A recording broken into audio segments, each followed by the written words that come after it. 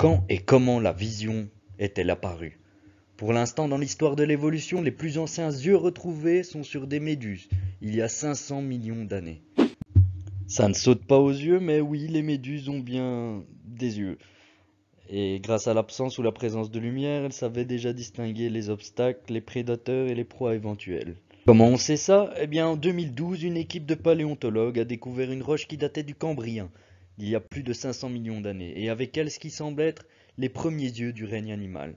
Une trentaine d'espèces avaient déjà des yeux à cette époque.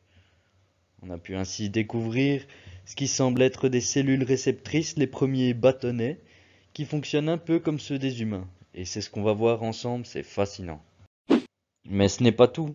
Pour bien comprendre d'où vient la vision, il faut savoir aussi que le processus qui permet aux plantes de capter la lumière est aussi à l'origine de la vision humaine. Pour savoir ça, les scientifiques ont cherché et ils ont trouvé un gène en commun avec la méduse qui serait à l'origine de la vision. Ce gène pourrait coder une protéine à la forme complexe appelée rhodopsine. Si on compare cette protéine à celle présente dans l'œil humain, on constate qu'elles sont identiques, qu'elles contiennent tous les deux vaisseaux avec 7 hélices. Cette protéine remplit une fonction essentielle à notre vue et est présente au fond de l'œil sur la rétine. Mais les scientifiques ne s'arrêtent pas là. Si la vision qui est présente il y a un demi-milliard d'années chez les méduses grâce à la rhodopsine, cette protéine qui réagit à la lumière, peut-être que d'autres espèces encore avant utilisaient cette protéine et pouvaient voir grâce à elle. Et ce qu'ils ont découvert va sûrement vous surprendre. On a retrouvé la rhodopsine sur l'œil de presque tous les vertébrés. Et de manière différente, cette protéine est aussi utilisée par les algues et certaines plantes pour s'orienter vers le soleil. Chez les micro-organismes eucaryotes, procaryotes et archées, pour se déplacer, grandir et survivre en l'absence de nutriments.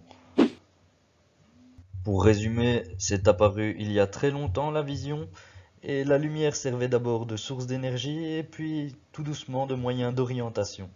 On a d'abord perçu la lumière puis l'absence de lumière, ensuite des teintes de gris et viennent par après les couleurs.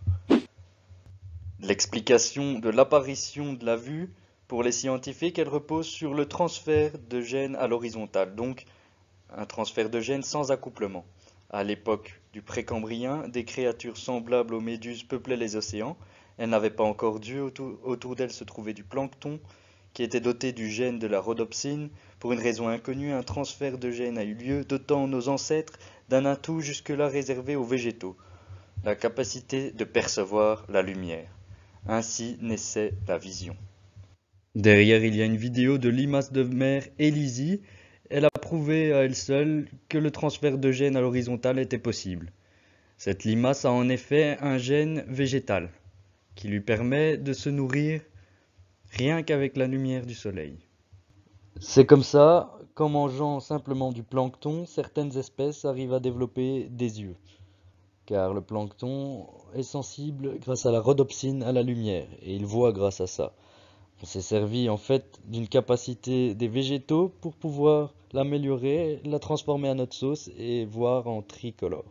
En parlant de ça, oui, la couleur n'existe pas, c'est une sensation de couleur. Et en plus, l'être humain est trichromate, donc il ne peut en voir que trois, et ses mélanges, grâce aux trois types de cônes, le rouge, le vert et le bleu. Mais saviez-vous que certains animaux sont achromates, c'est-à-dire qu'ils ne voient qu'en teinte de gris, et d'autres sont, comme la crevette menthe, hexadécachromate, c'est-à-dire qu'elle est capable de voir 16 couleurs. Et leur mélange, c'est inimaginable pour l'être humain. Celle-ci est capable de voir des trucs qu'on n'imagine même pas dans l'ultraviolet ou l'infrarouge. Pour l'anecdote, la crevette menthe, en plus d'avoir des super bons yeux, a des pinces ultra puissantes. Elle est capable d'abîmer ou de casser des vitres d'aquarium. Pour résumer le processus de la vision, la lumière vient frapper vos pigments qui passent de l'état stable à métastable. Il y a une perte d'électrons et ça envoie un signal binaire qui fabrique la vision. Pendant cet état de stable à métastable, vous êtes aveugle un court laps de temps et c'est votre cerveau qui fait en sorte de fabriquer un film en temps réel pour que tout soit cohérent et sans pause. Mais ce court laps de temps que vous êtes aveugle, eh bien c'est par exemple là qu'on pourra vous glisser des publicités subliminales, ou bien c'est grâce à ce mécanisme aussi qu'on peut voir un dessin animé comme un film continu alors que c'est une succession de dessins. Les cônes ou pigments, c'est ce qui va vous permettre de percevoir les couleurs rouge, vert, bleu. Et les bâtonnets, eh bien, ça va vous permettre de gérer la luminosité et d'être capable de détecter les mouvements aussi. Si vous vous posez la question ou si vous vous êtes posé la question pourquoi le ciel est bleu, eh bien non, il n'est pas bleu, c'est encore cette fameuse sensation de couleur. Pourquoi il paraît bleu alors? Eh bien en traversant notre atmosphère, en traversant des molécules d'air, des gouttes d'eau, de la poussière et du gaz, il prendra cette teinte bleue. S'il doit en traverser plus comme le matin quand les rayons sont obliques, au lever du soleil, eh bien ça donnera de l'orange. Et pour bien vous prouver que c'est l'atmosphère qui donne cette couleur, sur la Lune, le ciel est constamment noir, peu importe où on se trouve et peu importe le jour lunaire ou non. En fait, c'est parce qu'il n'y a pas d'atmosphère, donc la lumière ne sait pas ricocher contre des atomes et créer cette sensation de couleur. Voilà, la vidéo est finie. Un dernier petit conseil, la vitamine E est très bonne pour la vision nocturne et pour vos bâtonnets. Alors n'hésitez pas à faire une bonne cure de vitamines et à bientôt!